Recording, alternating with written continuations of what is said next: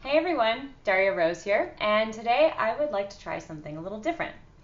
So, as you may or may not know, there is a section on Summer Tomato called Ask Darya, and it's a place I set up on the blog years and years ago in order to address the types of questions that I get asked often. So, basically, people have questions and they'll want to email me, and while I really want to answer everybody's questions all the time, I get the same emails over and over and over again, and I get dozens and dozens and dozens of them, and I can't keep up. So the idea was where somebody could ask a question in a public forum, and I could answer it for everyone, and so everybody can benefit from the answers. But today I thought maybe, I got a really thought-provoking question, and I just felt like I could do a much better job answering sort of in speaking rather than typing out my answer. And so I'm going to try that out today. So recently Anna asked, she said, "Everything you say about weight really resonates with me. I like the idea of weighing yourself every day, not as a point of shame, but as a check-in and a means to hold yourself accountable." So I'm going to pause for 1 minute to explain what she's talking about. So Anna is referring to a blog post I wrote last year called "The Worst Thing You Can Do If You're Trying to Lose Weight." And basically the point of that post was that the worst thing you could do is equate your body weight with your self-worth. That those should not be the same thing. That's tempting to do that, in our society, but you shouldn't do that. And so an exercise I offer at the end of the post is to actually practice weighing yourself daily, not to be obsessed with your weight or not to feel good or bad about yourself, but to actually make it so that that feeling goes away. So you can actually see the number on the scale as for exactly what it is, which is a data point and nothing more. It doesn't say anything about your health really, or a little bit, but it doesn't have the weight that we often attribute it. So that is what she's referring to in this question. So she says, she goes on to say, "The only thing I keep wondering is about building muscle and how that affects weight. My weight is relatively low compared to some of my friends, but they are a lot more muscular and have less body fat than I have. I guess my question is what your outlook on that issue is, and how to approach my relationship with the scale as I try to lose body fat and build muscle." So, Anna, this is a great question, and it's really thoughtful, and I really appreciate that. So my answer to this is, I want to go back to the idea of dissociating what the scale means from your self-worth. So you're getting there, but you're absolutely right that there is a huge range of difference. The number on the scale can mean a huge number of things, right? Like you can be 135 pounds and like shredded and very low body fat and in incredibly good shape, or you can be the exact same height and be 135 pounds and be a little pudgier, a little softer around the edges and not have a lot of muscle mass.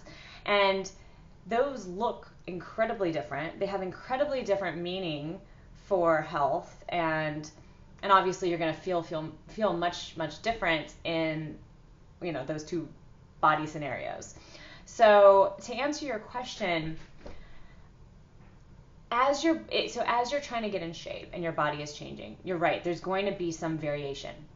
But maybe the scale won't be going down all the time, but you will be eating well, and it can be kind of confusing. What I would ask you to do is to remember that the number on the scale is only one data point, and it's not a very informative one. It's useful and it has its uses, but only in a relative context to the rest of your life. So what I mean by that is you have other measures you can use to help let you know for yourself what the number on the scale means. For example, maybe your jeans start fitting differently. For instance, like if I'm in better shape, certain parts of my pants will be looser than when I'm in worse shape. They'll be tighter there and looser in other places. Muscle will go down in one area and fat will go up in the other area. They tend to not be the same areas. And so I can tell, no matter what I weigh, if my body shape is changing in a certain way, I feel differently than if it's changing in a different way.